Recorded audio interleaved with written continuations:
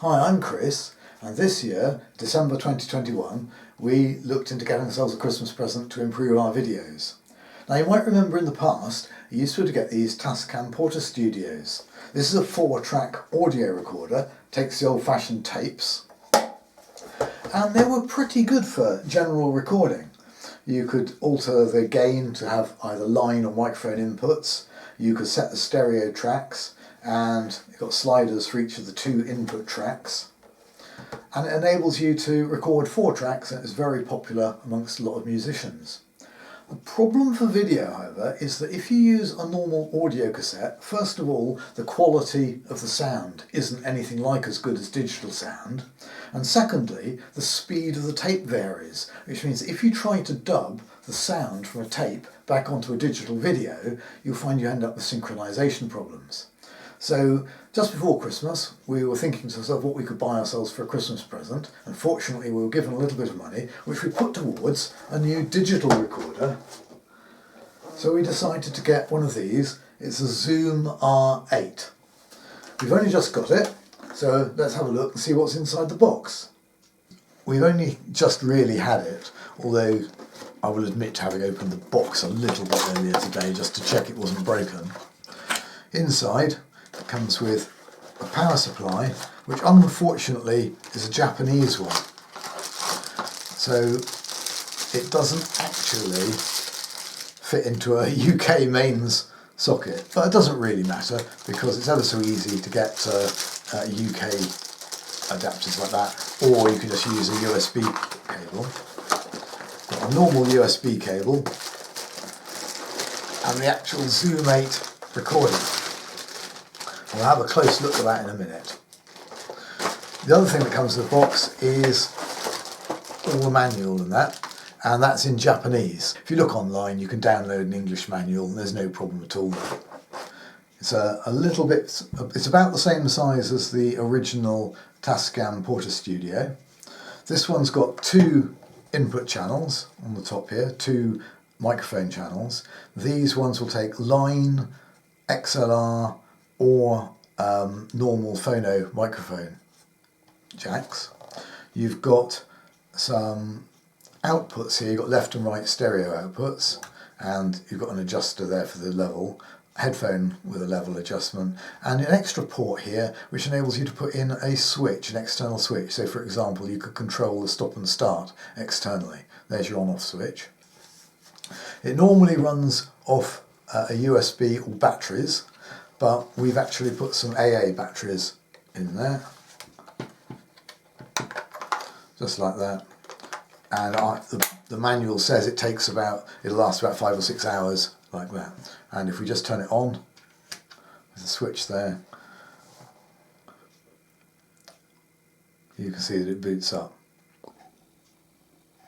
So the first thing we're going to do is set the time. So I'm pressing the tool button, then going down to system using the wheel at the bottom, and go down to date and time, and we're going to have that to 2021, go across,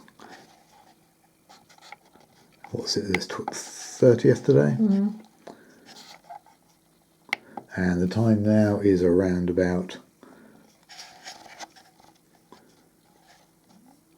3 o'clock in the afternoon. No, 25 to 3. So it's around 2:40 this afternoon.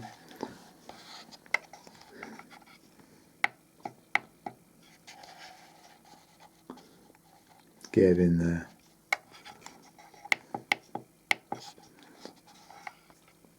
Okay.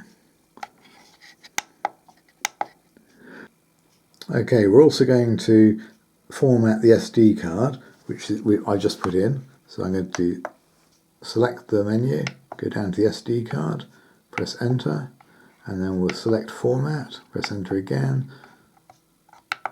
Yes, there we are, formatting the SD card. And after a few seconds, it should actually tell me it's done. I know it's a brand new SD card, so there you are, it works perfectly. Okay, we're going to do a trial recording. So I've got a set of headphones here, which I'm going to plug into the headphone socket. Now, it's actually got built-in microphones on the left and the right on the front, so we'll try those first of all. So what I'm going to do is I'm going to select the built-in microphones on the switches at the top, select the microphone impedance and turn on both the microphone channels, and hopefully, oh yes, on the screen here I can see the levels going up and down, and I'm going to enable the first 2 channels as record channels. Hopefully I'll be able to hear something here. Okay, so I can actually hear the ambient sound now. To start recording, I need to tell it to start recording here. And there we are, we're recording. We've got about 5 seconds. There's a counter going here and I can see the overall record level. So if I mess with some of the controls, that's gone quiet, and if I do that it comes back up quite loud. If I turn it right up, I should start to see the overload lights started coming on. Oh, that's really horrible now. That's better. So it looks like the auto settings of 0 dB are almost ideal for this. Okay, there's another function that it does, which is really good, and is you can actually connect it to audio equipment, such as an external guitar amplifier, or electric violins or electronic instruments, and that via a normal cable, such as this one. Or indeed you could connect it to hi-fi, I suppose, anything with the correct phono lines.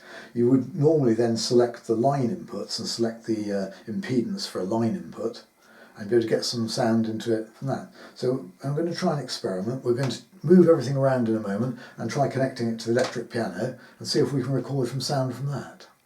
Right, so what we've done is we've connected the Zoom R8 audio recorder to the auxiliary outputs from the electric piano, and that's not got the microphone, so it won't hear me at the moment. So if I go like that, it'll record the note, but it won't be able to hear me talking.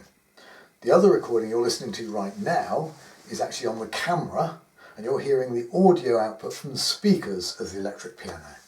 So in a minute, when I do the edit, I'm going to switch between the audio recorded on the Zoom and the audio recorded on the camera, and we'll see how much of a difference there is. And being Christmas, I thought I'd try and play something that you may recognise.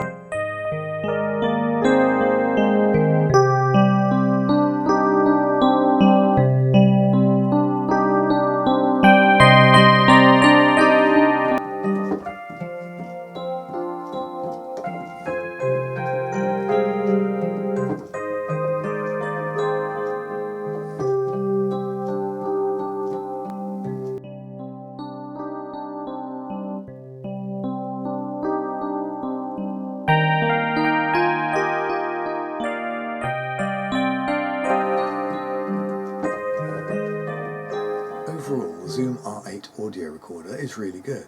The sound quality is good, it works really well both using microphones, internal and external, and of course via the auxiliary inputs. If you want to get the audio from the Zoom R8 onto your computer, all you do is use the menu options using the USB and selecting the reader option, and it enables it to mount it as a mass storage device. So despite what you might see on YouTube videos for the Zoom R8, you can actually use it via USB cable and just use it as a mass storage device, dragging and dropping files either into your editing suite or into your audio workstation. You can use it to control audio workstations as well. I have tried it, it does work on Linux, but it's probably best if you read the manual for that. And talking about the manual is absolutely enormous. It's got so many functions. This thing's got loads of effects that you can add. You can swap tracks around and mix tracks, which is what you'd expect. Doing so does take a bit of practice, so it does require you to read the manual a bit for that.